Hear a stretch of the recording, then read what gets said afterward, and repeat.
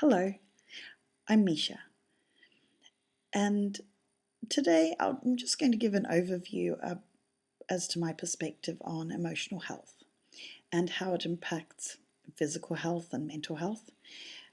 Also, I might cover a little bit of what I do, as people often ask, and I may end up covering how that links into the medical system and how emotional health and healing link into that system. And if not in this video, then it'll be in another one. All right, so my name's Misia, and when people ask me what do I do, I've had many answers over the years. But ultimately, and probably my simplest answer is I help people heal. Then, of course, it raises the question, well, how do I do that? And actually, there are many things that I don't do in helping people heal. I don't tell people what creams that they can use for a skin condition. I don't set bones. I don't diagnose internal health conditions. So there continues to be a lot on the physical health that I don't do. And then I also don't dispense medication or pharmaceutics. And I'm also not a psychologist, and I'm not a counsellor. So, and yet I have a lot of background or study background in pharmacology. Oh, I was going to say pharmacology, in psychology, and in pathology and neuroanatomy and psychology. Did I say that already? So it's a lot of study, and yet actually most of my learning has also been beyond the academic path and in the discoveries made by reading studies and literature and materials, and also listening and reading through people's stories and experiences in relating to how they actually get better. So not about, my focus is rarely on the presenting condition, but looking at the emotional core. Why does something reoccur? But it doesn't have to be a physical health condition, although I've worked with many of those. It can be a relationship or a type of interaction or communication that people have together.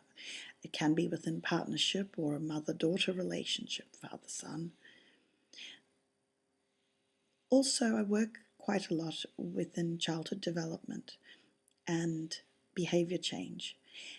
And therefore, I'll work with behavior and improving behaviors, but not necessarily in a management approach, which can be very tiring, but where there's an actual desire to change, an actual pathway for improvement. So, how does emotional health fit into this? Well, emotional health is at the core. I see it as the core and probably the link to many of our other conditions. If I broke a leg, I would go to a hospital. I would get the right assistance for that problem. I could go to Bunnings and grab something there and tie it around my leg and have it set, but I wouldn't do that. I would go to find the right tools and people who actually quite specialise knowing how to fix those bones. The thing is, I find that the medical system is often the place people run to because they don't know any differently in order to fix problems that still aren't being fixed within that system. So issues like depression and anxiety and OCD, even chronic fatigue or fibromyalgia, so many conditions that medical science still doesn't have the answers. And it's not to say one day they won't, but right now I see a lot more success and a lot more strength and change happening by looking at the emotional core of issues and by healing the person from within often there can be quite a ripple effect to who they are in life, how they are, and having an impact on their physical health as well. So I can't remember where I started, but I think it was to say that I work within emotional health. And sometimes when people ask, how do I, or what do I do? My answer is I help people heal, but it really is with a focus on helping people recognize and look and identify things in the past, be aware of where they are in the present, and form a framework or a scaffolding, or simply start enjoying the perspective of what things are for the future.